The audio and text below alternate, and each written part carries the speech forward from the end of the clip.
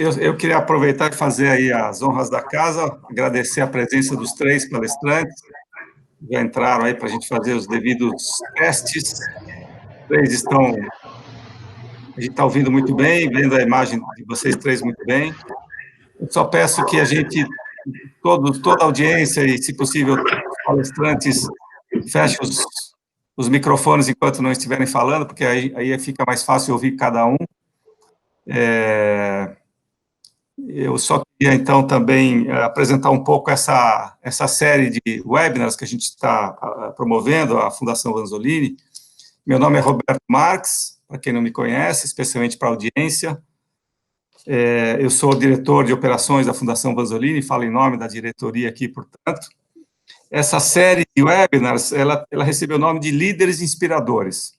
E os três palestrantes que estão aqui podem ser chamados ou reconhecidos como líderes inspiradores, e a nossa ideia mais geral, né, com o evento de hoje, e os demais que já aconteceram e os que vão acontecer, é justamente o de trazer pessoas egressas da USP, em especial da Poli, que é o caso de dois dos colegas aqui, o Mauro e o Eck, que são formados pela Poli, né, o Paulo é formado pela USP, pela FEA, e trazer não só pessoas formadas na USP, na Poli, mas principalmente com essa característica, mas a gente tem trazido outros profissionais também, para discutir temas de relevância para o Brasil, temas importantes, e não só uma discussão, vamos dizer assim, mais tradicional, no sentido de entender os problemas, mas também, como é característica dos engenheiros, especialmente do engenheiro de produção, oferecer soluções, tentar encontrar soluções para problemas importantes, para problemas relevantes, urgentes da sociedade brasileira, que é o caso exatamente do tema de hoje, né? Que é a questão da infraestrutura. Nós vamos trabalhar com a questão da infraestrutura, especificamente a estruturação de PPPs, as parcerias público-privadas, que têm sido apresentadas como uma ou talvez a principal, mas também certamente não a única forma de superar os problemas e o impasse, né, da infraestrutura no Brasil, né? Então, a ideia é que os três palestrantes hoje, pelo currículo, pela experiência que têm, poderão nos ajudar bastante a entender os gargalos, as questões envolvidas nesse tema, e nos ajudar a pensar em soluções, né? Só duas palavrinhas muito rápidas para aqueles que estão aqui com a gente pela primeira vez e que não conhecem a Fundação Vanzolini, ou estão pela primeira vez tendo algum contato conosco. A Fundação Vanzolini é uma fundação de direito privado, ela foi criada e é administrada pelos professores do Departamento de Engenharia de Produção da Poli. Ela é a primeira fundação com essas características na USP, e é importante sempre dizer que a Fundação Vanzolini, ela não faz parte da estrutura da USP, ela não é da USP, vamos dizer assim, mas ela tem uma relação, tem uma história de relacionamento com a USP, exatamente por esse ponto que eu falei. A criação dessa fundação, em 1967, ela foi feita pelos professores desse departamento, professores da Poli, e até hoje, né, a ideia, a finalidade da fundação é contribuir para a formação de engenheiros, contribuir com alunos, contribuir basicamente com a engenharia de produção no Brasil de uma maneira geral, né? Esse que é o relacionamento, vamos dizer assim, que existe entre essas duas instituições. É isso, então, já são exatamente 19 horas agora, acho que a gente poderia começar. Eu queria explicar aos palestrantes e para a audiência em geral, como a gente tem trabalhado, como é que a gente vai vamos dizer, utilizar, consumir essa hora e meia que a gente tem aqui de agora em diante. Eu preparei, de antemão, algumas perguntas, basicamente 4 perguntas, para estimular a nossa conversa, para estimular o nosso bate-papo. E eu vou fazer as perguntas, alternando a ordem aí com que os palestrantes vão responder. Primeiro pode ser o Paulo, depois na segunda o Eric, depois o Mauro, eu vou alternando. Mas a pergunta não é para cada um de vocês somente, quer dizer, a mesma pergunta é mais um estímulo para que vocês conversem entre si, troquem opiniões, eventualmente diverjam entre si e nos ajudem a entender os problemas, né? Ou e especialmente as soluções para essa questão que eu introduzi no início. A audiência ela poderá fazer perguntas para os palestrantes usando o chat, e exclusivamente o chat, né, porque a gente vai ter muita gente aí participando, então, se a gente abrir o microfone para todo mundo, isso começa a ter ruído na nossa comunicação. Então, eu vou me encarregar de ir anotando as perguntas que vão sendo feitas pelo chat, e conforme o andamento do debate, eu vou fazendo as perguntas, citando os nomes de quem as fez, e aquilo que não puder ser feito ao longo, as perguntas que não puderem ser feitas ao longo da conversa, a gente deixa para o final, tentando, então, sempre estimular a participação da audiência. Eu queria, então, antes de começar, mais uma vez, agradecer muito aos três pelo tempo que vocês estão dedicando para nós aqui. Espero que todos ganhem com isso, inclusive vocês. Eu, certamente, sou muito grato à participação de vocês, em nome da Fundação Vanzolini. E é basicamente isso. Podemos começar? Sim, exatamente. Então, eu vou começar fazendo uma pergunta de caráter mais geral. Eu vou pedir para que o Paulo comece dessa vez, depois a gente pode seguir com o Eric e o Mauro também, respondendo a mesma pergunta, comentando em cima das respostas anteriores. Eu perguntaria assim para a gente começar: quais são os entraves que existem no Brasil e que tem impedido que a gente avance mais na questão da infraestrutura e os investimentos necessários para tanto? Onde é que a gente pode localizar, na opinião de cada um de vocês, os principais problemas relacionados ao investimento ligado à infraestrutura no Brasil? Começo eu? Pode começar, Paulo. Bom, em primeiro lugar, gostaria de agradecer o convite da Vanzolini para estar aqui discutindo uma questão tão importante como é o desenvolvimento da infraestrutura, especialmente na presença de pessoas tão ilustres, e, em especial, o Mauro, com o qual trabalhei junto na Prefeitura de São Paulo no final dos anos 80 e início dos anos 90, no governo da Luiza Erundina. Então, fica aqui meu agradecimento por essa oportunidade. Eu tenho a impressão que, nos últimos tempos, nós temos que reconhecer que o que houve de mudança e que tem um grande impacto sobre as questões relacionadas com infraestrutura, no caso brasileiro, foi o crescimento das cidades.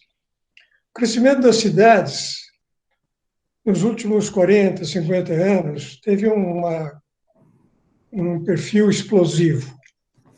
As cidades cresceram não só em população, mas especialmente em área construída. E quando nós falamos de grandes concentrações urbanas, nós temos que nos referir à infraestrutura indispensável para o desenvolvimento da vida social, que tem que acompanhar esse crescimento. Ora, esse crescimento das cidades em termos de distâncias, ela implicou numa questão muito importante que está relacionada com o custo dos serviços públicos brindados pelo setor público à sua população. Esses custos cresceram mais do que proporcionalmente ao crescimento da própria população e ao crescimento da cidade em termos espaciais, pelo aumento das distâncias. É intuitivo que transportar uma pessoa a 15 quilômetros de distância para o centro da cidade custa mais do que transportá-la a 10 quilômetros. Custa mais levar a água a 15 quilômetros do que levá-la somente a 10. Custa mais fazer a coleta dos resíduos sólidos a 15 quilômetros do que a 10 quilômetros. Então, todos esses custos foram crescendo sem que houvesse um correspondente aumento da produtividade. Então, um dos grandes problemas dos prestadores de serviços que entram em parcerias, nas distintas formas de parcerias com o setor público, é que é necessário que a remuneração a esses prestadores de serviços corresponda também a esse aumento de custos. Se nós somarmos a isso os constrangimentos financeiros que os governos têm, nós encontramos também uma segunda dificuldade. Isto é, essas parcerias, e especialmente essas concessões, têm saído a custos cada vez mais elevados. E não só isso, mas também toda a incerteza que o setor público trouxe ao setor privado e a economia como um todo, por sua incapacidade financeira de honrar os seus compromissos, trouxe uma grande incerteza nessas parcerias, que é a questão da remuneração no momento certo. Então, um dos grandes riscos que essas parcerias correram, e correm, inclusive, hoje, é o problema da inadimplência. Então, se nós somarmos essas duas coisas, o aumento dos custos, que não foi acompanhado pelo aumento da produtividade, e também a incapacidade de muitos governos de honrarem os seus compromissos, de pagarem no momento certo os serviços contratados nas distintas formas de parceria, então nós temos aí um elemento muito complicado, que é um verdadeiro obstáculo ao desenvolvimento futuro de novas parcerias. Se nós incluirmos também um outro elemento, que é o quanto cada uma dessas concessões ou parcerias deve ser remunerada, o que também tem variado muito no tempo, nós incluímos um terceiro elemento complicador, que é a taxa de juros. Então, como essa taxa de juros tem sido muito alta no Brasil até agora, recentemente, é um elemento adicional que faz com que as empresas privadas solicitem sempre uma remuneração muito elevada pelos serviços prestados. Então, porque isso somam esses três elementos: custos mais altos, incerteza, inadimplência e taxas de juros muito elevadas, como um custo de oportunidade muito alto. Então, esses são os três elementos que eu vejo, assim, muito gerais, para iniciar a nossa conversa. Em torno deles, poderemos depois entregar mais detalhes para que a gente possa continuar conversando. Paulo, agradeço muito a sua resposta, e eu só peço uma coisa, eu me esqueci de fazer isso no início, mas vou fazer agora acho que sem um prejuízo. Eu queria que você gastasse um pouquinho, um minuto, um pouco, quanto você achar que é o caso, para se apresentar e falar um pouquinho da sua trajetória. Depois eu vou fazer a mesma coisa para o Eric e para o Mauro em relação a esse tema, quer dizer, um pouquinho da sua história, sua experiência nesse campo do investimento público-privado, infraestrutura. Por favor, desculpa por não ter feito isso antes. Bem, meu nome é Paulo Sandrone, eu sou economista, né, formado pela USP em 64, e minha carreira fundamentalmente tem sido no ensino, como professor universitário. Trabalhei na PUC de São Paulo e na Fundação Getúlio Vargas, até recentemente.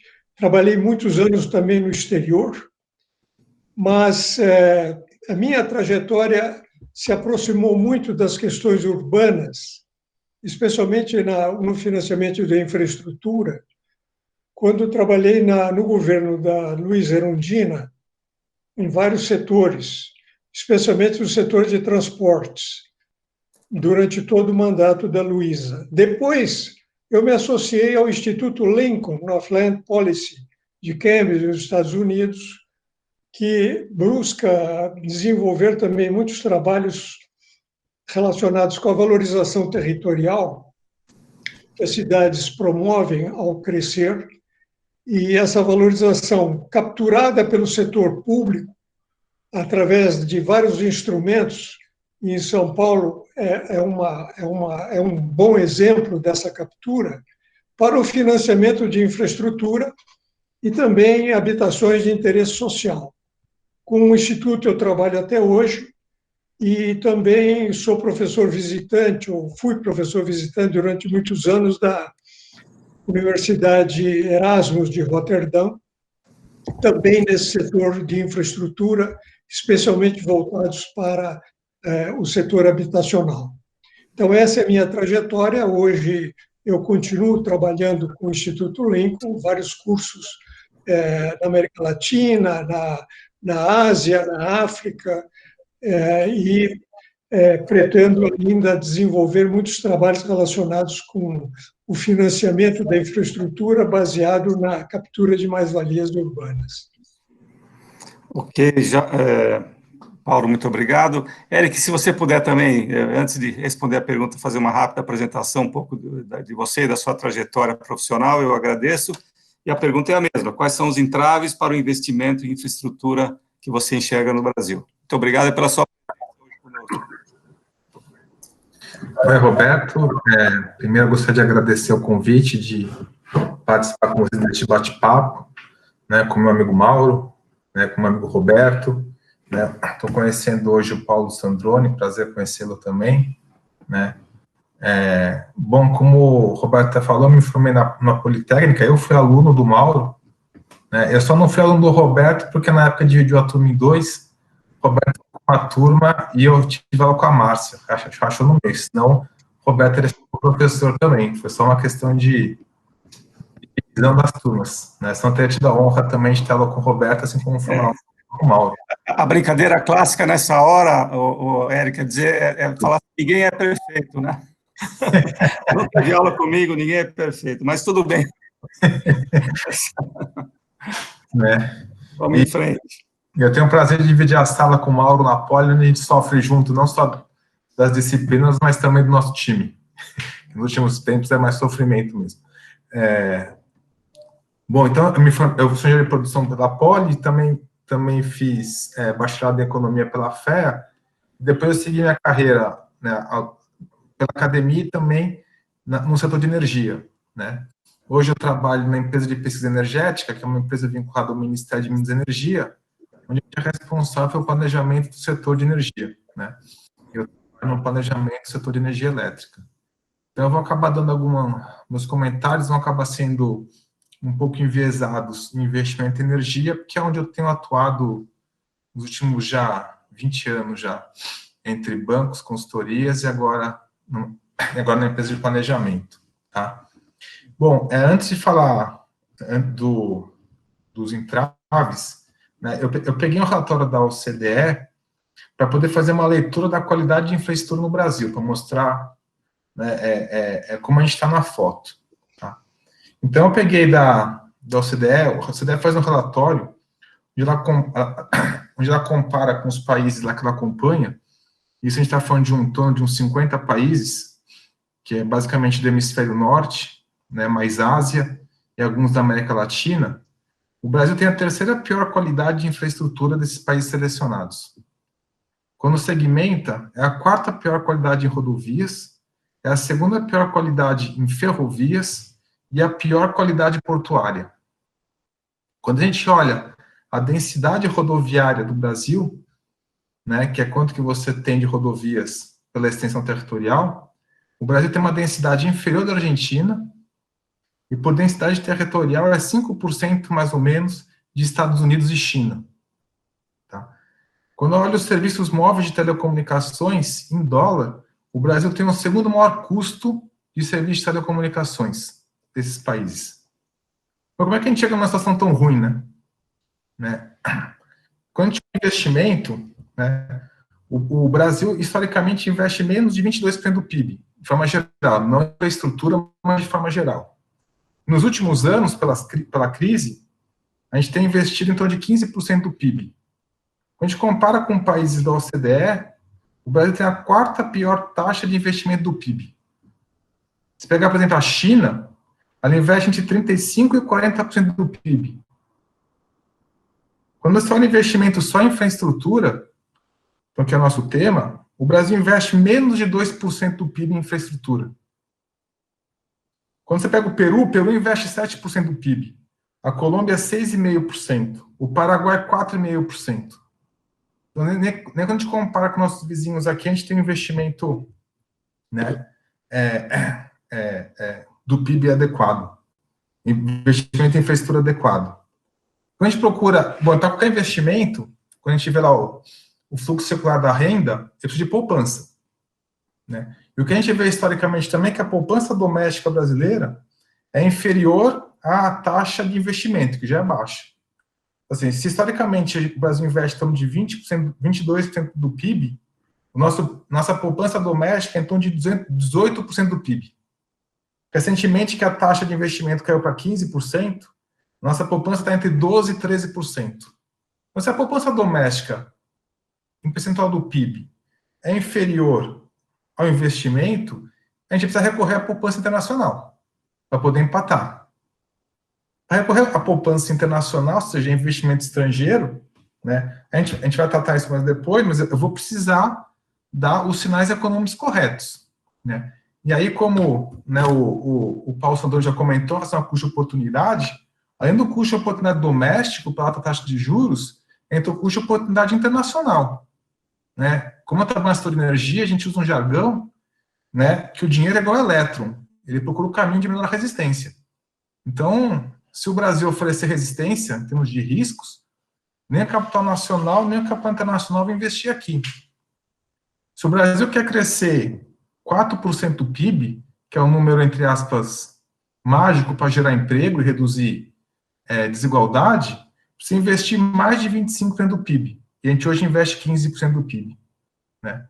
Então, a gente tem, além dos entraves que o professor Paulo comentou, a gente tem essa relação de baixa poupança doméstica, aí uma questão da pobreza mesmo do Brasil, que a gente precisa de capital internacional, e para ter capital internacional a gente precisa diminuir essa resistência. Isso atrai dinheiro interno e dinheiro externo. Tá? Fora outros assuntos que eu vou depois deixar para não esgotar toda a discussão agora, mas para mostrar essa necessidade que a gente tem de atração de investimento, né, que nós temos iniciais, e como que o Brasil, quando você compara com vizinhos da América Latina, um país em desenvolvimento, o Brasil tem qualidade de pior infraestrutura e continua investindo menos do que os outros. Então, isso eu queria botar como fala inicial. Muito bom, Eric, valeu, muito legal esses números que você mostrou, quer dizer, os números não são bons, mas são muito ilustrativos da situação que a gente se encontra. Eu queria passar então, a palavra ao Mauro, e também pedir a ele, como aos demais, para ele se apresentar rapidamente um pouco o que ele já fez nessa área que a gente está discutindo hoje. Obrigado, Mauro. Só ligar o seu microfone que está desligado. Isso.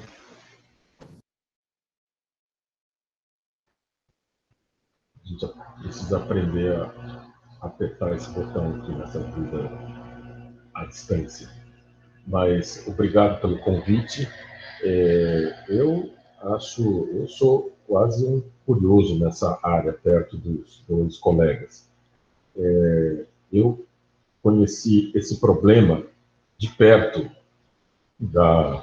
a questão da falta de capital para investimento em infraestrutura, ao mesmo tempo que eu conheci o Sandrone, quando nós estivemos lá no governo que ele mencionou, lutando para conseguir financiar o investimento numa área fundamental da cidade, uma das áreas fundamentais, que é a mobilidade urbana. Na época nem se falava em mobilidade urbana, se falava só em transporte, né? Mas, entre várias coisas que o Sandrone já fez, que ele não deu tempo de ele falar tudo, ele foi também presidente de uma empresa que provia o transporte público pela prefeitura, a famosa, para quem conhece, quem viveu aquela época, a CMTC. E A gente fez muitas mudanças nesse processo que eu vou até falar depois, pretendo falar pelo menos. E o Eric é o caso do aluno que supera o professor. O Eric, ele me sucedeu agora, ele está afastado do departamento, porque ele está fazendo isso que ele disse, como diretor da empresa de planejamento energético, mas ele me substituiu na disciplina na qual ele foi meu aluno. Então, isso é muito bom, isso significa que as gerações se sucedem e vão melhorando, não vai degradando.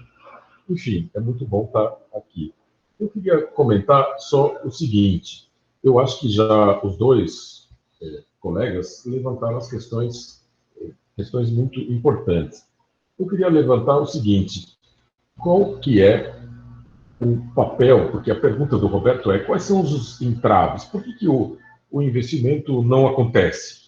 Então, em parte, o Eric deu uma resposta dizendo, bom, em parte, no sentido, ela explica porque investimento requer poupança. Se não tiver poupança, ou pelo menos poupança suficiente, poupança significa não consumo. Se a renda for dirigida toda ao consumo, não vai ter poupança, não vai ter investimento. O investimento depende, isso é a base da macroeconomia. Eu não sou especialista nisso, mas isso é claro. Então, falta renda no Brasil, porque grande parte da população nem sequer poupa, não tem condição de poupança.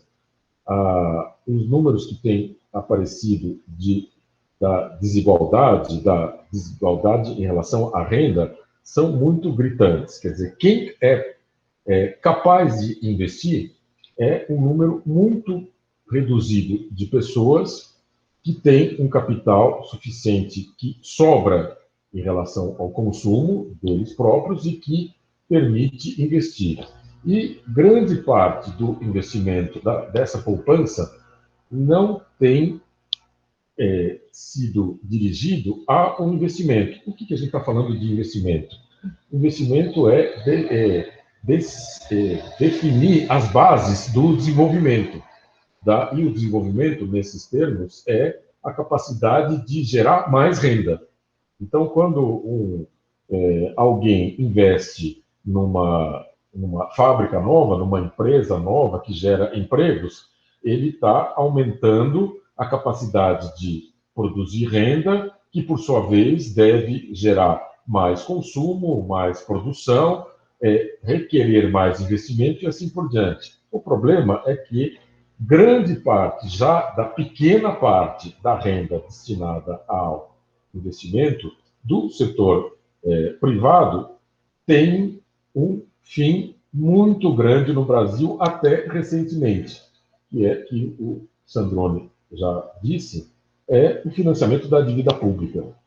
A dívida pública, com as taxas que o Brasil praticava, que não pratica mais, e é uma questão importante a pensar agora, porque tem uma mudança que, em grande parte, é devida à recessão, à falta de investimento, mas, até recentemente, a grande parcela de poupança era drenada pelo financiamento da dívida pública.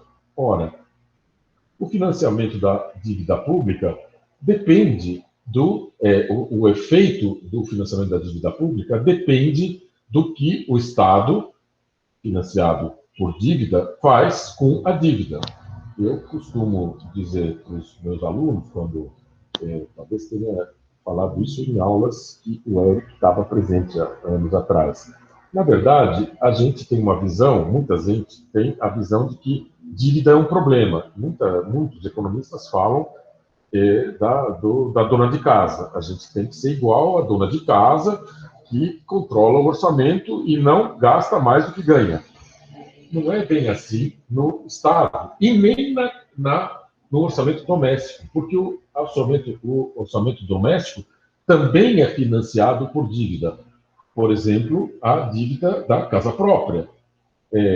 dificilmente a enorme maioria da população brasileira, quando tem acesso à moradia própria, ela faz uma dívida, ela não poupa antes para depois comprar. Ela nem consegue fazer isso, porque ela precisaria pagar aluguel e poupar. Isso, para a enorme maioria da população, não é possível. Então, a dívida para financiar a habitação é uma dívida, vamos dizer, saudável, desde que o orçamento doméstico for suficiente, a renda for suficiente para pagar o principal dos juros dessa dívida, que vai proporcionar a casa própria, ou para financiar a educação dos filhos, etc. Agora, se a casa financiar a compra de droga, é outra coisa, certo? Não serve para absolutamente nada. O que a gente precisa ver é qual é a qualidade do endividamento. O endividamento em si não significa nada, ele pode ser bom ou ruim. Empresas muito alavancadas, o que significa, no jargão da área financeira, muito endividadas, que são financiadas por terceiros e não por capital próprio, se souberem usar essa alavancagem, podem crescer muito para fazer investimentos que lhes permitam crescer, aumentar o faturamento, as vendas, etc. Para o Estado, é muito parecido. Qual é o problema, então? Qual é o entrave? O primeiro é a falta de poupança. E como o Eric disse corretamente, alguém precisa financiar. Quem vai financiar? Basicamente, a poupança externa. Porém, teve um atrativo enorme para não investimento em infraestrutura no Brasil, chamada dívida pública. E os juros, na verdade, não foi a própria dívida em si, mas o modo como ela foi financiada. Porque qualquer investimento requer para o setor privado e mesmo para o setor público uma rentabilidade que justifique o investimento. Para bater a rentabilidade dos juros pagos pelo Estado, pelo Tesouro, para a dívida pública, era muito difícil ganhar qualquer investimento em relação aos juros pagos pela dívida. Se os juros deveriam ser altos ou baixos, é uma outra questão. Veja-se agora que os juros estão praticamente negativos no Brasil, é uma situação inédita praticamente. Negativos por quê? Porque a taxa de inflação, ela nesse momento que está sendo praticada, ela é maior, está sendo vista, medida, é maior do que a taxa de juros que o Banco Central definiu. Então, na prática, os juros são negativos. No Brasil, uma coisa que é muito rara de acontecer, não só no Brasil, em outros países, mas em outros países está acontecendo faz tempo. Isso significa um lado bem positivo. Não tem mais o sorvedouro da dívida como um atrativo. Então, o capital privado pode investir em qualquer coisa que ele acha relevante, que seja relevante. O problema é que a economia não está oferecendo oportunidades de investimento para o setor privado. E o setor privado brasileiro, só para fechar, o setor privado brasileiro tem uma história de muita preguiça, de um pouco apetite para o risco que é o investimento. Então, eu acho que essa é uma questão fundamental. A outra que eu vou deixar para depois é falar da infraestrutura do serviço público, que é um problema muito sério, porque o problema é o financiamento. É esse o problema que eu lidei junto com o Sandrone lá atrás no transporte público. Eu vou falar depois. Eu queria pegar exatamente essa deixa que o Mauro agora estava falando na última parte da intervenção dele e fazer a pergunta seguinte, que seria exatamente essa, quer dizer, dado que a questão do financiamento da dívida não tem mais vamos dizer, a gravidade do que tinha antes, quer dizer, esse não é mais um problema sério como foi até agora, né? e tentando caminhar no sentido de pensar em soluções, né? Queria que os três trabalhassem um pouquinho em cima da seguinte questão: como que hoje, especificamente no Brasil, né, seria possível mobilizar capital privado para investimento em infraestrutura? Existe algum caminho interessante? Existe alguma possibilidade que vocês vislumbram nessa direção? Quer dizer, a situação que a gente está vivendo hoje, juros negativos, apesar de vários outros problemas, incertezas, etc., tem a questão da legislação, quer dizer, mesmo assim é possível pensar em alguma saída, e juntando, se vocês quiserem também, e vocês conhecem, poderiam citar, acham que é o caso de citar, se quiserem, algum caso bem sucedido de atração de investimento privado, seja PPPs ou outro tipo de atração, outro tipo de caso, vamos dizer, bem sucedido, em que capital privado entrou e contribuiu para a melhoria da infraestrutura em alguma área? Eu começaria de novo com o Paulo, se for possível. Paulo. Eu acho que o Mauro tocou num ponto muito interessante, que é a questão da taxa de juros. A taxa de juros hoje está num nível tão baixo, pode ser até considerada como negativa, que ela torna o carregamento da dívida pública muito barato. Então, isso poderia ser um fator que permitiria fazer contratos de concessão com o setor privado para algum tipo de serviço público, no qual o setor privado, que tem poupança empossada à espera de oportunidades de investimento, de exigir uma taxa interna de retorno menor para o investimento necessário naquele serviço. No passado, essas taxas de retorno eram muito elevadas em função de uma taxa de juros muito elevada e também, como eu mencionei, do risco de inadimplência, quer dizer, que o contratante não pagasse o contrato como ele tinha sido estabelecido.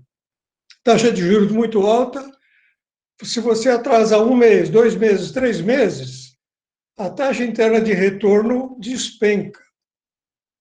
Mas nós temos que considerar o seguinte: aquele que investe o seu capital, setor privado, para investir o seu capital num tipo de concessão ou num tipo de uma parceria com o setor público, ele espera um retorno.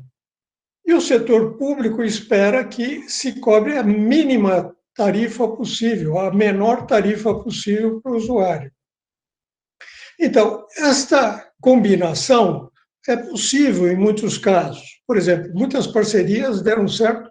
Eu não tenho dúvida nenhuma que, por exemplo, a concessão da linha amarela do metrô foi muito exitosa, né? Eu não conheço os detalhes, mas me parece que foi exitosa. No entanto, para o setor privado, o problema não se resume em ver uma taxa de juros baixa num determinado momento. É uma questão de perspectiva. Esses contratos são de médio e longo prazo. Ora, no médio e longo prazo, quem garante que isso vai permanecer como está? Então, se eu faço um contrato hoje, uma taxa de juros de zero, por exemplo, a taxa real zero, mas no futuro, essa taxa pode subir. Então, todo o equilíbrio econômico-financeiro que eu fiz numa determinada conjuntura desmorona. Enquanto o setor público não mostrar solvência de médio e longo prazo, não é possível garantir segurança que aqueles contratos vão ser honrados. O contrato que eu estabeleço hoje, por mais, digamos, um contrato de 10, 12, 15 anos, ou até 20 anos, como alguns contratos têm sido estabelecidos, em que condições eu vou encontrar daqui a 3, 5 ou 10 anos? Então, esse me parece que é o principal entrave agora, que as contas públicas se desequilibraram muito nos últimos meses, em função da pandemia. Estava marchando num sentido favorável até o final de 2019, mas agora, 2020, houve um crescimento muito forte da dívida pública. Se a taxa de juros é muito baixa, claro, o peso é menor nos compromissos que o governo tem. Mas o seu déficit público cresceu tanto e a sua dívida cresceu tanto que, se as taxas de juros crescerem no futuro, isso vai representar um gasto muito elevado para o governo, como já ocorreu no passado. Que garantias eu terei, então, de que esses contratos vão ser honrados no médio e no longo prazo? Porque esses contratos de parceria não são contratos de curto prazo, são contratos que exigem um prazo maior. Aí eu vejo o principal problema: capacidade que o governo tem de honrar os seus compromissos em função do desequilíbrio, profundo desequilíbrio financeiro que nós temos nas contas públicas. Né? Esse me parece que é o principal problema que nós estamos enfrentando hoje. Embora uma das condições, que é a taxa de juros, seja hoje muito favorável, mas isso não garante nada para o setor privado. O setor privado conta com a perspectiva. E se essa perspectiva não for favorável no médio e longo prazo, o dinheiro será conservado nas mãos sem aplicação imediata. É preferível não arriscar num momento em que o risco é muito alto, embora o dinheiro empossado seja remunerado a uma taxa muito raquítica, né? Muito bom. Eu queria passar a palavra para o Eric, mas antes a propor, se vocês quiserem fazer um comentário, o Marco Antônio, da audiência, pergunta, ou pelo menos ele faz uma afirmação, que as rodovias do Estado de São Paulo seriam um bom exemplo de PPPs, e a mesma coisa, talvez, da Sabesp. O comentário do Marco Antônio, se vocês quiserem comentar alguma coisa, fiquem à vontade, eu passo a palavra para o Eric, então. Oi, bom, eu vou começar respondendo dando analógico ao contrário, do que não deve ser feito. Quer dizer, o que não deve ser feito, dando exemplos até internacionais do que fizeram, que afastaram o investimento. Vou falar mais de energia, que é onde eu trabalho. Pega a Argentina. A Argentina, no final dos anos 90, né, ela, quando promoveu muito investimento na exploração, né, de gás natural, né, ela chegou a um ponto de superávit de gás natural, que fez um acordo com o Brasil, que tem uma conexão para o Garabi, no Rio Grande do Sul, de exportação de energia, porque ela tinha excesso de gás, né? Muito investimento e excesso de gás, então chegou a ter um ponto de dificuldade de onde alocar tanto mercado. Bom, aí depois veio o governo Kirchner, e por questões populistas, ele tabelou o preço do gás. Quando ele tabelou o preço do gás num valor onde, né, o retorno para o investidor, né, ou o prêmio pelo risco, é inferior ao risco que ele corre, então, que nem o professor Paulo comentou, são vários riscos que você entra quando entra no negócio. Tem risco de construção, tem risco econômico, tem risco financeiro, tem risco político, tem risco cambial, tem risco jurídico, regulatório, trabalhista, e assim vai. Para você poder atrair capital, você precisa premiar esse risco, né? Quando ele tabelou o preço, o valor do prêmio foi inferior ao risco. O que aconteceu? Não teve mais investimento, né? E hoje a Argentina tem um déficit estrutural de energia, né? Ela importa do Brasil, então quando construiu uma linha era para vender para o Brasil, hoje ela importa, né? Para no inverno as pessoas não passarem frio, corta gás das indústrias, porque não tem gás suficiente, né? Então, o contra-exemplo é você o quê? Ir lá interferir no preço. Você lá tabela o preço e você interfere no mercado. Não deixa o mercado chegar no preço. Aí você tem outro exemplo que é da Venezuela, que é pior ainda. Então, você teve o governo, ele foi lá e encampou, né, os ativos, né, de vários setores, né, da indústria. A Venezuela, que tem uma das 5 maiores reservas de petróleo, hoje não tem gasolina para abastecer a frota nacional. Como é que pode a Venezuela não ter produção suficiente de gasolina para a frota nacional? Outro mau exemplo, né? E por que lá? Porque lá, assim, qual que é o mau exemplo? É o governo que interferiu, né, na lógica capitalista, né? Na lógica de mercado, de deixar, né, o dinheiro escolher seu caminho e você, né, não interferir, não dar essa segurança jurídica, regulatória, né, para os investimentos. Outro que fez parecido, em menor proporção, foi a Bolívia, que chegou a encampar os ativos da Petrobras, né, aumentou a tributação, e o que o Brasil, né, no passado, o Brasil tem um gasoduto Bolívia-Brasil, né, que tem capacidade de 30 a 34 milhões de metros cúbicos dia, né, há 15, 10 anos atrás, tinha um plano de como aumentar esse volume de exportação, porque aqui a gente tinha demanda e a Bolívia tinha produção, hoje não usa tudo, né, usa menos daquele volume, porque a Bolívia não tem mais condição de ofertar gás para os acordos que tem com o Brasil e com a Argentina.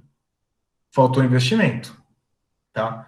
Então, o que a gente quer mostrar é o seguinte, né, de novo, assim, o capital, mesmo o dinheiro doméstico internacional, ele vai procurar onde tem segurança jurídica, onde tem segurança regulatória, tem segurança econômica, para poder fazer um investimento, que o investimento seja, no final, comparável ao risco que ele está colocando, né? Então, que não deve ser, esses exemplos mostram que não deve ser feito, né?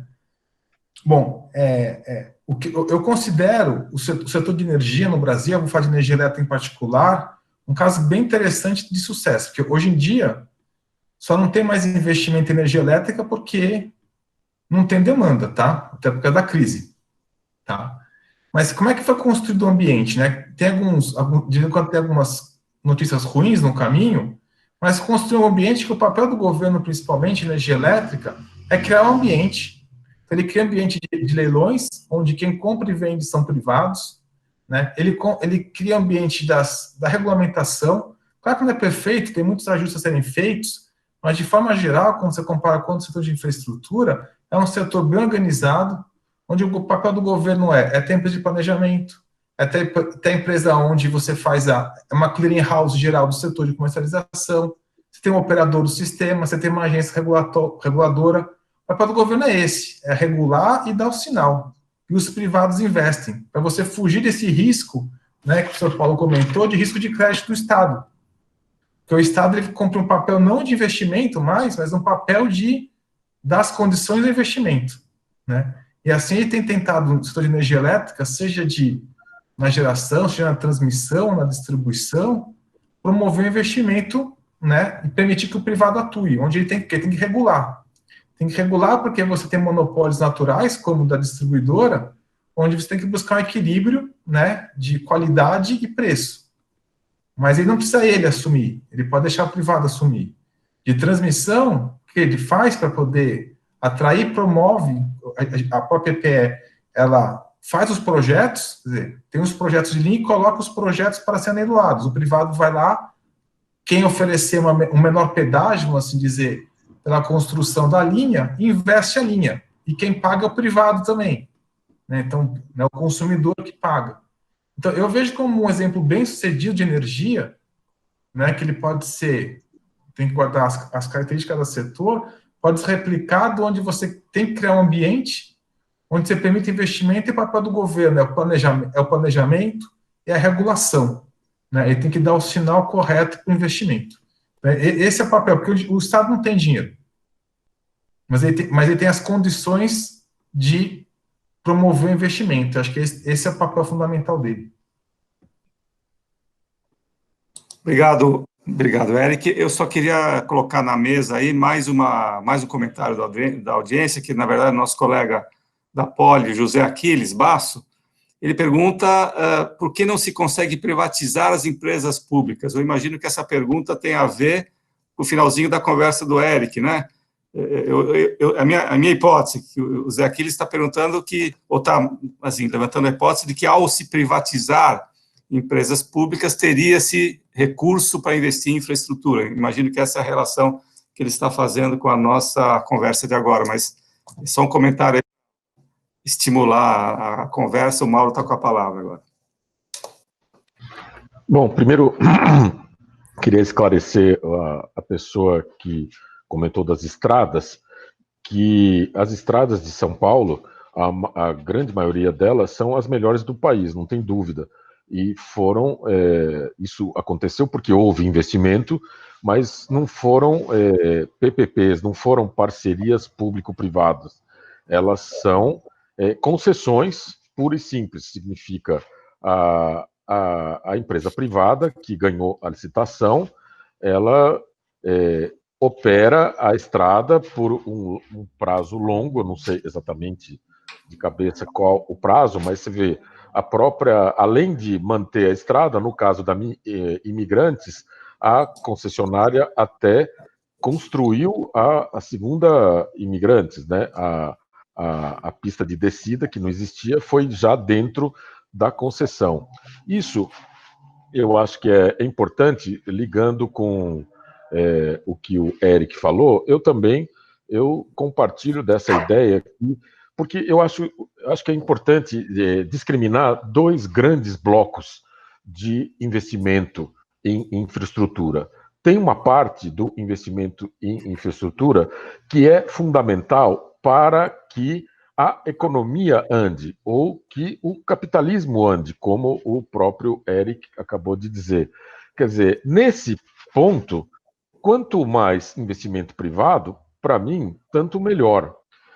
E o Estado tem esse papel de regular. O exemplo da energia elétrica é muito bom mesmo, tem críticas a esse, não exatamente ao modelo, mas a questão de preços e tal, mas para mim é uma questão de regulagem do sistema, porque precisa respeitar a quem vai investir, tem que ter um retorno, porque o sistema que nós vivemos é esse. Agora, tem em outras áreas que são, para mim, equivalentes à energia, por exemplo, todo o sistema de logística, de portos, de estradas ainda não concedidas, que eu vejo uma boa parte da iniciativa privada esperando do Estado o investimento, que o Estado faça a reforma dos portos, que faça a ligação, a terminar as ligações históricas não terminadas, feitas das linhas férreas para fazer o escoamento da produção do agronegócio. Eu fico imaginando. Agora, o Sandrone tem razão, porque tem uma questão de riscos e principalmente do prazo. Quer dizer, as condições podem ser algumas hoje, mas quem garante que serão daqui 10 ou 20 ou 30 anos, que pode demorar o prazo de concessão. Mas o fato é que, para o Estado, eu acho que tem coisas mais importantes a fazer, como o Eric acabou de dizer, o Estado tem pouco dinheiro e ele precisa fazer a outra parte da infraestrutura, que é do serviço público propriamente dito. No serviço público é em que aparece a possibilidade de PPP. Então, vou falar rapidamente do problema do transporte coletivo urbano. Nos ônibus, que eu aprendi ao mesmo tempo com o Sandrone. O problema do transporte coletivo é muito interessante pelo seguinte: deixado o sistema de transportes a um certo nível de qualidade, dos indicadores de lotação, de tempo de espera, todos os indicadores de qualidade, ele tem um custo. Esse custo, se for repassado totalmente para tarifa, vai implicar uma tarifa inviável para a enorme parcela da população que depende do serviço. Então, não tem como, essa conta não fecha. Em São Paulo, que é uma das pouquíssimas cidades do Brasil em que essa conta fecha com parte do recurso vindo do tesouro do município. Significa que não se dá dinheiro de graça para os empresários. Na verdade, os empresários do transporte são contratados para prestar um serviço com uma taxa de lucro aceitável, que remunera o risco, a gente pode discutir se é muito alta ou baixa, mas a lógica do sistema está correta. Só que a tarifa não é suficiente para remunerar isso. A prefeitura precisa colocar a outra coisa. Antes de fazer isso, que isso começou a ser feito estruturalmente na época do governo que eu participei junto com o Sandrone. Antes disso, o sistema em São Paulo era totalmente financiado pela tarifa. O que acontecia?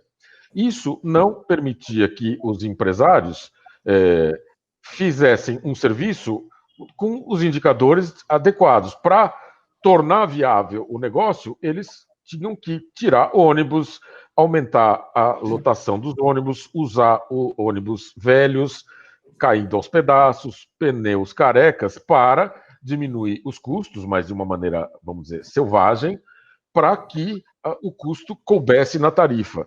A operação, a oportunidade da parceria público-privado é essa. Ou como na linha, a linha 4 do metrô, que foi uma espécie de PPP. Uma espécie, porque não foi uma PPP completa. A PPP completa, em que a concessão é totalmente para o privado, que constrói e opera por um prazo, era a linha 6, que infelizmente, aquela que ficou famosa pela estação Higienópolis, mas ela está parada há 4 anos, porque o Estado fez o que ele tinha que fazer, que era das desapropriações, que só o Estado pode fazer, e o resto, o consórcio que foi contratado deveria construir, e eles tinham muito interesse em construir rapidamente para começar a entrar receita, e a receita não era tarifa, e sim uma remuneração previamente definida, em que o Estado ia cumprir o papel para dar uma taxa de lucro aceitável. O que aconteceu? Aconteceu que as empresas do consórcio estavam sujas na Lava Jato, eles não conseguiram financiamento do BNDES por causa disso, enfim, o contrato ficou ao Deus dará. Agora o Estado de São Paulo está tentando, ainda não está completamente definido, que vai usar o capital estrangeiro, uma empresa espanhola, que eu espero que entre e faça a linha que está faltando. Agora, o que impede um privado de fazer uma linha de metrô em São Paulo, ou uma ligação decente, que não é o que foi feito, entre o centro de São Paulo, o centro, a linha ou na Paulista, enfim, até Guarulhos, o aeroporto de Guarulhos. Se o privado tem capital e vê que isso é viável, cobrando uma tarifa que vai dar uma demanda que permite o financiamento do investimento e depois as despesas operacionais, tanto melhor. O Estado só vai dizer, olha, não pode passar por aqui, tem que passar por ali, porque ele pensa, inclusive ele precisa capturar o que o trabalho do Sandrone, que é fundamental, os ganhos de valor por causa dos investimentos que possam acontecer na cidade. Não vejo problema. Agora, o capital privado, para terminar, o investimento privado, ele depende de investimento também. Quer dizer, é uma coisa que come o próprio rabo. Se não tiver investimento, não tem mais investimento. Porque para funcionar o jogo da valorização do capital, ele precisa ter a infraestrutura. E para ter infraestrutura, eu acho que tem que abrir o Estado tem que cuidar do que é investimento para serviço público. E nesse aspecto, para mim, ele não precisa operar, ele precisa regular e controlar. Por isso que eu, por exemplo, sou a favor do sistema de transporte por ônibus, em que a prefeitura não precisa ter uma empresa operadora de ônibus. Ela precisa ser a dona das linhas e dizer onde os ônibus têm que andar, em que frequência, com que qualidade, com que indicador. O resto, o capital privado pode fazer melhor. A questão é que o capital privado ele não está interessado por causa de várias questões que já foram levantadas. E tem uma outra coisa que precisa ser falada ainda, que é a questão do teto do orçamento, que não é o teto das despesas públicas, o famoso teto aprovado em 2017, é o teto que mistura investimento e despesa. E isso estrangula a possibilidade do investimento público também. Isso, o dado que eu tenho agora, porque saiu no jornal hoje, é que na proposta orçamentária que o governo mandou para o Congresso para o ano que vem, o investimento para esse ano é de 43 bi em 2020, que isso é 2,9% do orçamento. E 17% desse orçamento para investimento, na verdade, é aquisição de ativos militares, avião, submarino, etc., que não provocam os efeitos benéficos na economia como um todo, né? Não é construção de uma estrada, por isso que depende da dívida, depende do que a gente vai fazer. E isso, o teto também depende. É isso. Já falei muito. Eu queria propor uma pergunta um pouquinho diferente, lógico, dentro do tema, mas acho que é interessante a gente explorar um pouquinho, mesmo que vocês queiram voltar a algum ponto que não foi devidamente comentado, que vocês queiram completar, mas eu queria propor que vocês falassem um pouquinho sobre a questão de formação de profissionais voltados para esta questão do investimento privado em infraestrutura, seja PPPs e tal. A gente está percebendo pela fala dos três que não é algo banal, não é algo simples, tem uma série de implicações, então a formação de um profissional que seja a formular, implementar soluções, certamente vai ser um profissional com uma formação bastante ampla, na área financeira, na área, alguma coisa na área técnica, jurídica, etc. E salvo engano meu, nós não temos aqui, pelo menos do que eu tenho de informação, vamos dizer, cursos, mesmo nas escolas de governo, cursos ou processos de formação que busquem viabilizar, né, conhecimento profissional nessa área. Vocês gostariam de comentar um pouco sobre isso? Gostaria que comentassem, e se quiserem completar com qualquer outro tema já abordado, por favor, que façam também, começando novamente pelo Paulo. Eu gostaria de chamar a atenção para um tema, depois eu tratarei da questão da formação das pessoas que comandam esses setores nas administrações públicas. Mas eu gostaria de chamar a atenção para uma questão que tem sido muito pouco tratada aqui entre nós, que é a seguinte: todos concordamos que os três entes federativos encontram enormes dificuldades financeiras, que têm déficit, têm pouco dinheiro para investimento, não conseguem, digamos, equacionar as suas despesas convenientemente, atrasam salários, não pagam fornecedores, etc., etc. Estamos numa situação financeira muito complicada. No entanto, aqui em São Paulo, nós temos uma situação peculiar em relação às outras cidades brasileiras, que é o seguinte: é a cidade que mais captura valorização territorial causada pela expansão da cidade e o crescimento do preço dos terrenos. Muitos deles são preços que sobem em função da infraestrutura que é colocada eventualmente pelas administrações públicas. No passado, essa valorização ia totalmente para o bolso dos proprietários de terrenos e daquelas empresas imobiliárias incorporadoras. Hoje, não. A partir dos anos 80, final dos anos 80, a cidade de São Paulo é a que mais captura essas mais-valias urbanas na América Latina. Para dar um exemplo, a Água Espraiada, a operação urbana Água Espraiada, pela venda dos certificados de potencial adicional de construção, já capturou destas mais-valias quase 4 ou 5 bilhões de reais. É dinheiro que passa dos incorporadores para os cofres da prefeitura, é dinheiro etiquetado, tem que ser utilizado em obras e infraestrutura.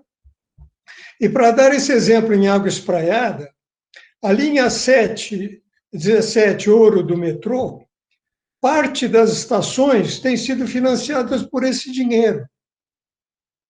Dinheiro dessa captura. Quer dizer, você não requer dinheiro que vem dos impostos ou do orçamento.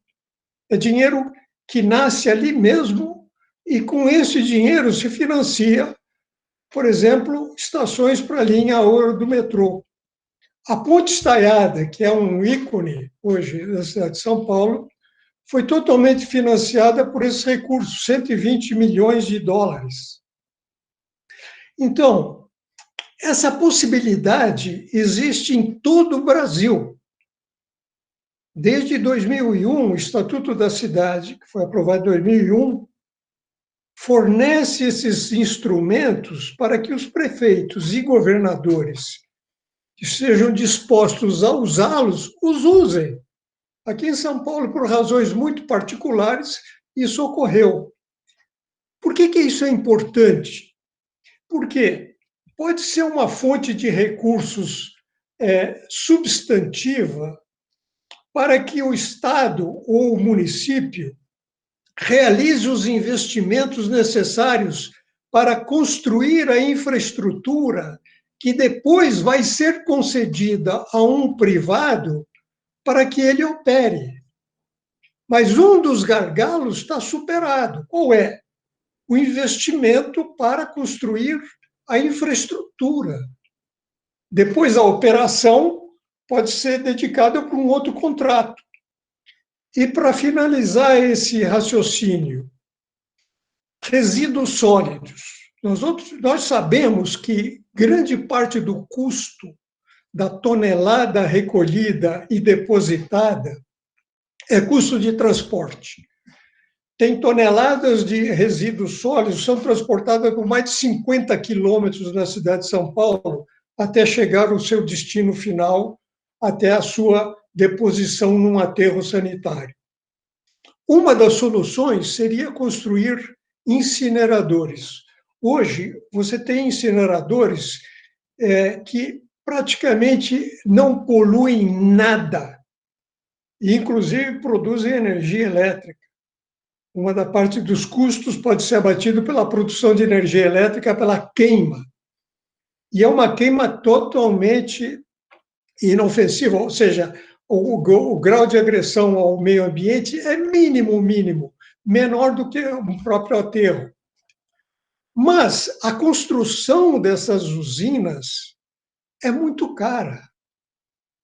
Então, se você tem o capital para construir uma usina, que ele pode vir dessa captura de mais-valias, você consegue reduzir o custo do projeto, do processo de coleta de resíduos. Você, com isso, aumenta a produtividade, que é uma alavanca importantíssima. Todos os contratos, ao meu ver, de parcerias, teriam que incluir um elemento que exigisse o aumento da produtividade no decorrer do tempo. Então, eu chamo atenção para isso. Os instrumentos existem, basta utilizá-los.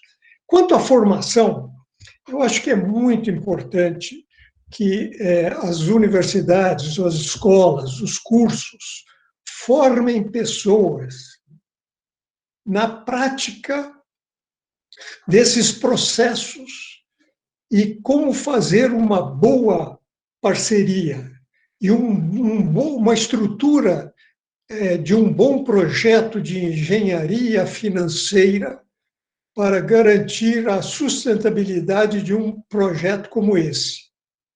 Eu chamo atenção para um aspecto.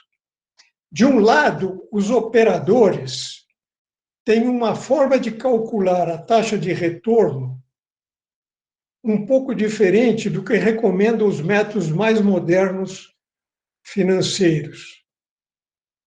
Então, não há um diálogo permanente e perfeito entre essas duas esferas, porque as técnicas modernas de cálculo da taxa interna de retorno, eles não chegam digamos, a sensibilizar aqueles que, no setor privado, realizam essas operações. Há uma falta de diálogo aí que seria muito importante desenvolver junto com o setor privado e junto com a academia. Porque a taxa interna de retorno é um elemento crucial para você determinar um bom contrato de concessão ou de uma parceria público-privada. Saber quanto você está remunerando um capital e como. Ora, isso não é um cálculo simples. Às vezes ele demanda muita expertise.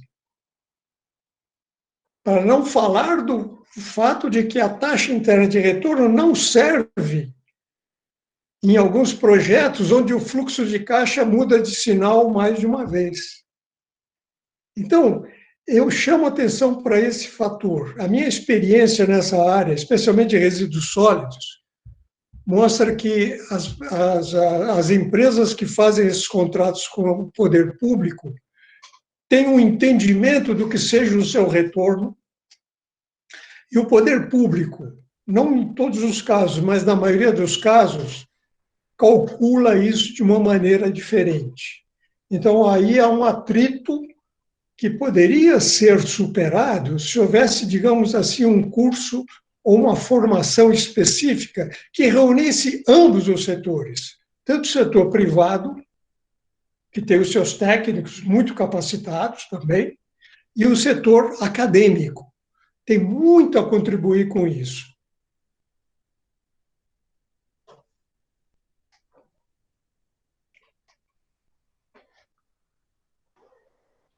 Desculpa, eu estava com o microfone desligado. Eu queria agradecer ao Paulo pela resposta, muito interessante, os comentários. Passar a palavra para o Eric, mas avisar também vocês que nós temos um limite até as 8h30. Temos uns 20 minutos ainda de debates e conversas, um bom tempo ainda para a gente tentar explorar ao máximo a presença dos três. Eric, a palavra é sua. Obrigado, Roberto. Bom, com relação à formação de profissionais, acho que a gente vive assim, são momentos de oscilação, tá? Quase como o dilema do ovo da galinha, mas nem tanto. Mas por que eu estou dizendo isso? Quando a economia está crescendo, tá? O que você tem o setor de infraestrutura. Isso como foi na década passada, né? Demanda muitos profissionais. Na época a gente tinha menos engenheiros sendo formados do que a demanda por engenheiros. Então, quando a economia cresce, você, por exemplo, engenheiro que, puxando o saco por nossa sardinha, né, mas que é uma das profissões essenciais aí para a infraestrutura, aí faltava engenheiro. Tá?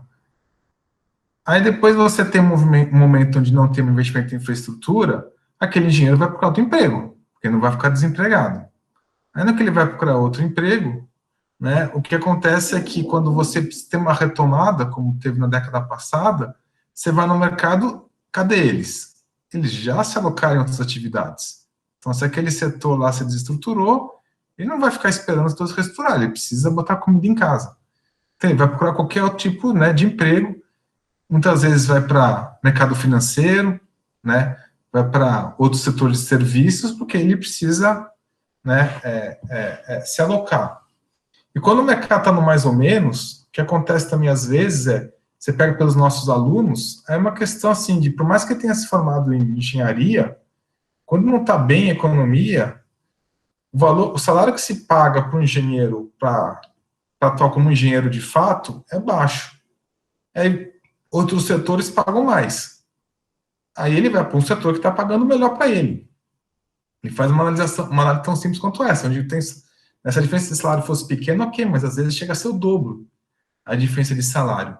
Então ele também fica fora. E aí quando a economia cresce, ele já Mesmo que depois de 5 anos, ele já perdeu o traquejo, ele já nem lembra mais o que aprendeu na faculdade lá e já está na outra vida. E aí você fica sempre nesse dilema. Assim, a única forma que eu vejo estrutural, a gente tem um ciclo virtuoso de crescimento. Entendeu? Porque aí um vai impulsionar o outro. Porque a economia crescer, você vai contratando engenheiro. O salário vai melhorando, mais gente vai querer fazer engenharia. Então, mais cursos de engenharia vão abrir. E aí você vai sempre retroalimentando. Então, o que a gente precisa, de forma macro, né? Não é que é fácil, né? Não é que de bolo, mas eu vejo que para você ter mais gente, né, de fato, profissional formado, é o ciclo virtuoso do crescimento. Enquanto a gente fica nesses voos de galinha, cresce, não cresce, cresce, não cresce, então você fica cada vez desarmando essa mão de obra. Então, ou são levas que se formam e não vão para esse setor, quando precisa de gente, já perdeu eles, né? Então você fica nessa, então, quantos engenheiros que você tem, né? Eu vejo meus colegas de formação, eu vejo meus alunos, que vão de fato trabalhar com engenharia.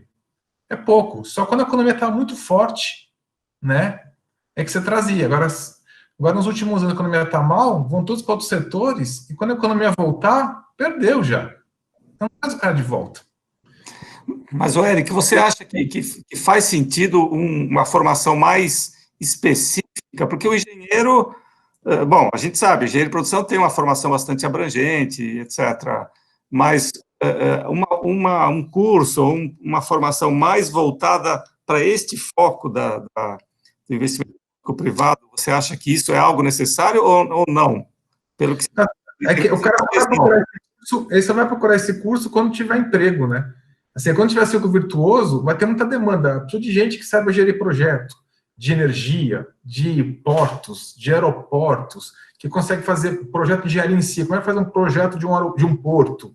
Como é que gerencia a obra de um porto? Como é que gerencia a operação de um porto? Assim, quando tiver o crescimento econômico, que é ciclo virtuoso, uma coisa vai puxando a outra, né? Então aí a roda começa a girar. É que a nossa roda está quadrada, né? A roda precisa ficar redonda, né? Então, para poder gerar o ciclo virtuoso. Então, o que a gente precisa, né, é entrar nesse ciclo virtuoso do crescimento. Enquanto a gente está no vai, não vai, você vai ficar sempre com déficit. Aí, quando vai, é o problema, né? Aquele problema. Tá bom, agora a economia cresceu. Cadê engenheiro para trabalhar? Não, já estão em outro lugar, né? Então, você perde levas de formação, porque o crescimento ele não é sempre contínuo, né? Ele tem alguns anos de crescimento, anos sem crescimento. Então, o Brasil, como tem essas oscilações, a gente acaba perdendo muita gente, né? Então, eu só vejo assim, com o crescimento virtuoso, as coisas vão se mexendo. Mais faculdades mais gente vai querer fazer, né, profissões que atuam nessa área, novos cursos, tanto de graduação quanto de pós-graduação, vão se desenvolvendo, e você vai retroalimentando a roda. A gente precisa começar a girar. Legal. Mauro, você quer continuar? Eu tenho depois, se ainda sobrar um tempinho, a gente tem algumas questões aí para passar para vocês, que não se refere exatamente ao tema agora dessa pergunta. Se sobrar um tempo, eu ainda comento com vocês as perguntas da audiência. Mauro. Não, só queria acrescentar, eu acho que o Eric e o Sandrone falaram corretamente, eu assino embaixo. Eu só queria comentar uma coisa interessante. Tem um amigo meu que possivelmente está assistindo aqui o webinar, que trabalhou muito tempo na empresa de saneamento básico do Estado de São Paulo, a Sabesp. E ele me fala, eu comentei com ele o novo marco regulatório do saneamento e tal, que isso, em princípio, é uma abertura para o capital privado começar a investir. Hoje mesmo, acho que no Valor, tem uma análise que diz que tem 62 bilhões de reais de projetos a serem feitos nessa área de capital privado e tal. Aí esse meu amigo diz, mas tem outros problemas.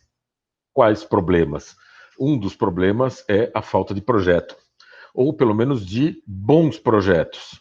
E isso tem a ver muito com essa pergunta do Roberto, quer dizer, e o fato de, ele sempre me contou, inclusive ele trabalhou em uma das PPPs de sucesso que deu no sistema São Lourenço aí da Sabesp, né, de adução pela região sul, enfim.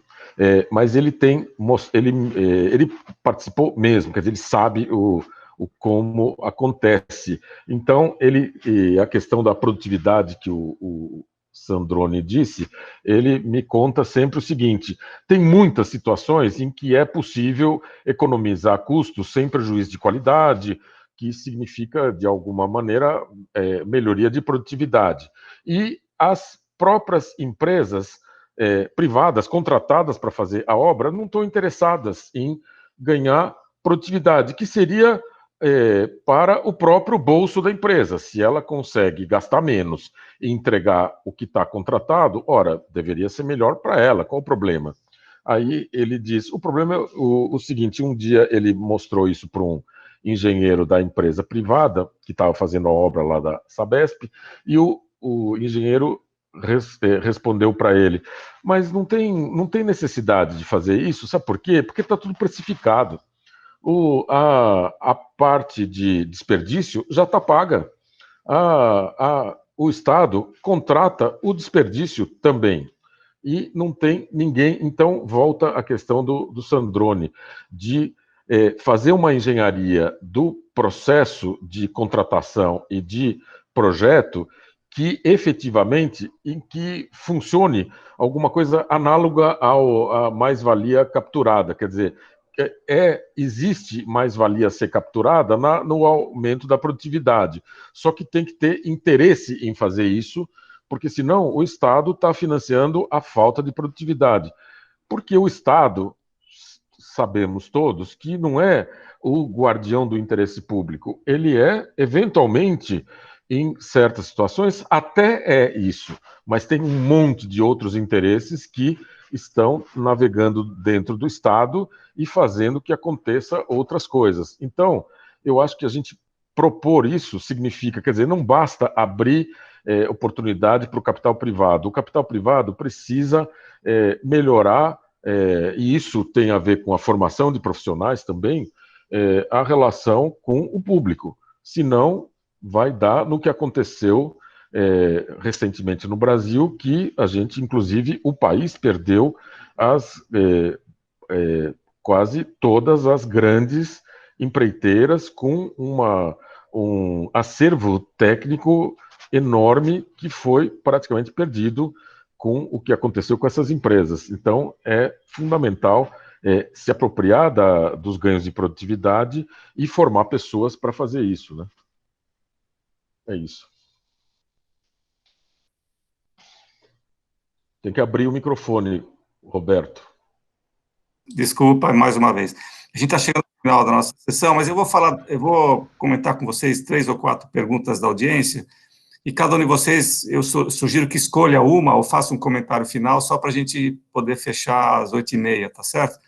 Então, pegando uma questão que tem a ver com essa questão da formação, a pergunta feita pelo meu colega diretor da Vanzolini, o Luiz Fernando, ele fala assim: a migração de um formado em engenharia, quer dizer, a migração, né, de um formado em engenharia para a área financeira e administrativa tem acontecido com muito mais frequência, né, do que o inverso, né, quando o engenheiro que está na área financeira, por uma questão de aquecimento da economia, volta para a engenharia.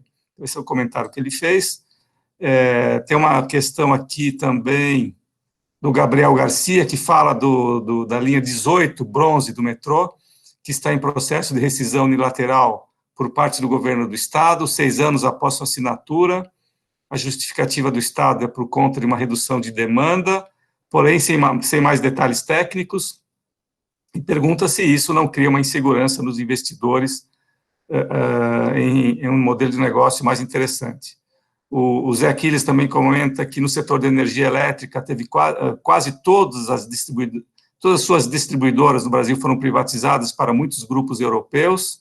Já por outro lado, o setor de transmissão e geração ainda tem muitas grandes empresas estatais, e tivemos uma segunda onda de empresas chinesas comprando empresas brasileiras. Ele pergunta especificamente para o Eric, o que o Eric acha das possíveis tendências desse setor, dadas essas várias essas várias, vamos dizer, quadros diferentes, dependendo do tipo de serviço prestado. Deixa eu ver se tem mais alguma aqui. Uma última do Marco Antônio, vocês depois comentem quais quiserem, ou qual quiser. Uma questão que gostaria de mencionar, o Marco Antônio pergunta, é a prática da melhoria contínua, que deveria ser implementada no setor público e que é fortemente difundida no setor privado. Otimizar processos continuamente e tornar o setor público enxuto e eficiente. É isso, pessoal. Eu queria passar, então, a palavra para o Paulo, para os seus últimos comentários, escolhendo o que ele quiser falar para finalizar a nossa sessão de hoje. Obrigado, Roberto. Eu gostaria de só comentar duas coisas que me parecem importantes. Uma é a necessidade de aumento da produtividade na produção desses serviços públicos que são concessionados ou são objeto de parceria público-privada. Me parece que isso é fundamental para contrarrestar ou para contrabalançar a tendência desse aumento de custos que ocorre com, por exemplo, o crescimento das cidades, que é o grande sorvedouro dessas demandas. Então, aumentar a produtividade quer dizer que aquele que está responsável por uma concessão tem que dar mostras de que a sua eficiência está aumentando. Ora, como fazer isso? Uma das maneiras que nós tentamos, o projeto não foi adiante por várias razões, é o seguinte: quem recolhe resíduos sólidos ganha por tonelada. Nós fizemos uma proposta certa vez que o contrato admitisse que quem recolhesse menos ganharia mais. Pode parecer uma contradição, mas era isso mesmo. Por educação ambiental, a gente tentaria fazer com que houvesse uma produção menor. E essa produtividade, em primeira mão, iria parar nas mãos dos privados. Mas, além de um determinado nível, passaria a ser compartida com o setor público. Eu não tenho tempo para explicar bem esse mecanismo, mas a ideia era essa. A ideia com a água pode ser feita da mesma maneira: consumir menos água, desperdiçar menos e tal, você ganha mais, por um determinado momento, e depois ganha menos.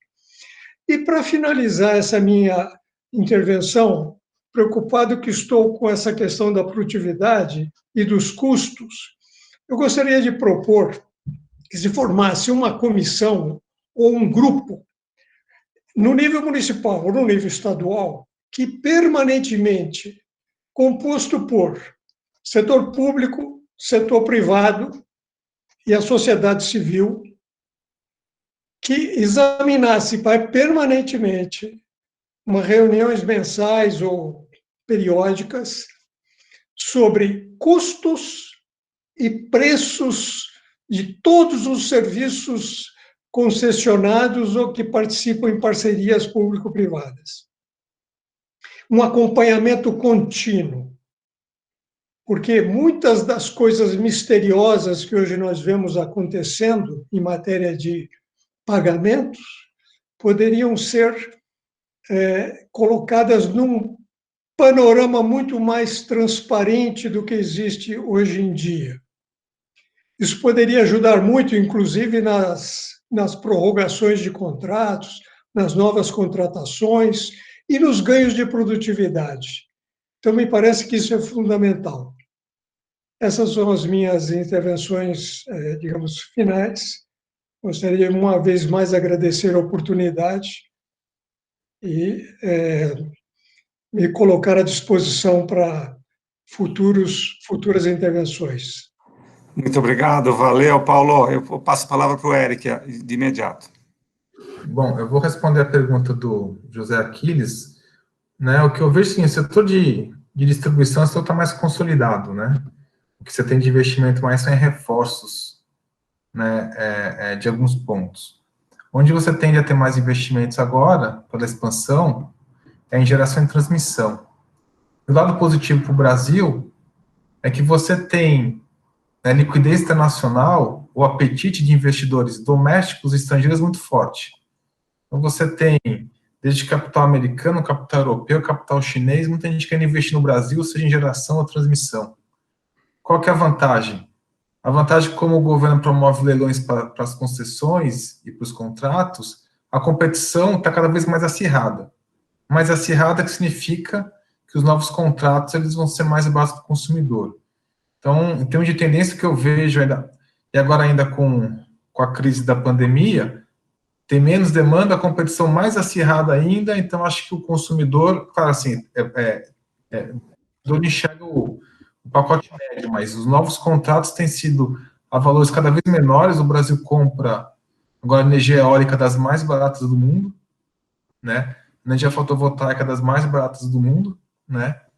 Então, acho que a tendência, assim, tem um apetite muito grande de investimento, que o setor tem esses indicadores, né? Tem uma estrutura bem orientada. Então, acho que está bem positivo em termos de investimento e o consumidor pode se beneficiar disso com os custos marginais caindo, tá? Bom, então, para finalizar, quero agradecer mais uma vez o convite da Vanzolini, do Roberto Marques, né, para conversar com o Roberto, prazer conversar com o meu amigo Mauro, né, prazer conhecer, né, o professor Paulo, né, foi um prazer conversar com vocês essa noite, né, e a gente fica à disposição aí para qualquer dúvida. Muito obrigado e boa noite a todos. Mauro, suas últimas impressões, comentários. Eu não tenho muito mais a acrescentar. Eu acho que eu gostei muito dessa proposta do Sandrone. Eu acho que é fundamental a transparência nos contratos em que o dinheiro público está presente, e mesmo quando não tem dinheiro público, mas quando tem tarifa. Aliás, o nosso saudoso professor Paulo Singer, lá naquele governo, tentou fazer um conselho municipal de tarifas, e o Paulo Sandrone fez parte desse projeto para que fosse acompanhado os custos dessas.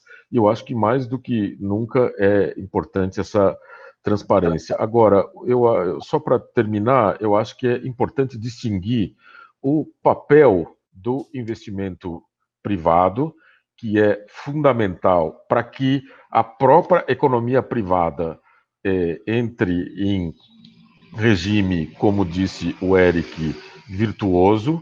Então, ela não pode depender do Estado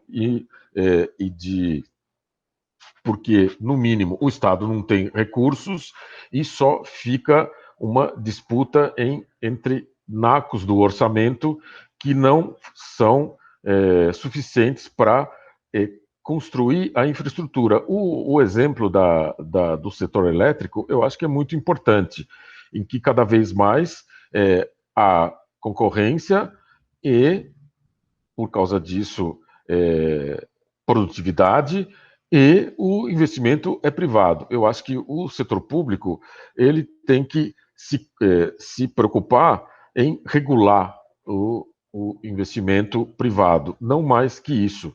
E no serviço público, em que o capital não tem a remuneração necessária por conta da falta de capacidade de pagamento da população, que é a consumidora do serviço, é preciso entrar recurso público. E aí está a oportunidade da PPP. Mas a PPP, a verdadeira parceria público-privado, precisa garantir um retorno aceitável, mas para o privado, mas com a ressalva fundamental que o Sandrone disse, com ganhos de produtividade que possam ser capturados pelas três partes. As três partes não são só duas, são o capital privado, o capital público e o usuário, que deve se beneficiar com um preço mais baixo por conta da produtividade. E, por último, eu acho que, como já está ficando claro, até tem um artigo que eu recomendo a leitura do Armínio Fraga, de ontem na Folha, a questão do teto dentro da despesa pública, em que já é um erro chamar de investimento de despesa, então pode fazer todo sentido o teto de despesas, mas não de investimento, e precisa planejar os investimentos para que esses investimentos públicos possam melhorar significativamente o serviço público, a interface público-privado em relação ao cidadão que procura o Estado para ter as suas necessidades satisfeitas. É isso que eu queria colocar. Obrigado pela oportunidade de conversar sobre esse tema com o Eric e com o Sandrone, que são dois meus amigos muito bons. Gostei muito de estar presente aqui. É isso. Eric, Roberto, liga o microfone. Sim. Eu gostei muito, faço das palavras do Mauro as minhas. Foi muito legal, gostei muito, agradeço mais uma vez a presença dos três. Queria agradecer também à equipe da Vanzolini, que deu cobertura aí para a realização desse evento, desde os contatos todos que foram feitos pela Helena, o Lucas, que está fazendo parte da parte técnica do evento de hoje, o resto da equipe de comunicação da Vanzolini, Adriano, Luiz, a Cláudia, e a gente vai fazer mais eventos desse tipo, com essa pegada, vamos dizer assim, aproximadamente uma vez por mês. Esperemos que o ano que vem também a gente continue com pessoas tão interessantes quanto vocês. Certamente vocês serão convidados, a audiência será convidada para os próximos eventos, e aqui no chat apareceu em algum momento o endereço onde vai ficar gravado, vai ficar disponibilizada a gravação desse evento, e também nós temos uma página que vocês vão receber também, mais eventos que estão lá devidamente disponíveis para consulta, tá? Então, uma boa noite, muito obrigado para vocês. Até logo. Tchau, Paulo. Obrigado. Tchau. Valeu. Obrigado pela oportunidade. Tchau. Nos falamos em breve. Um abraço.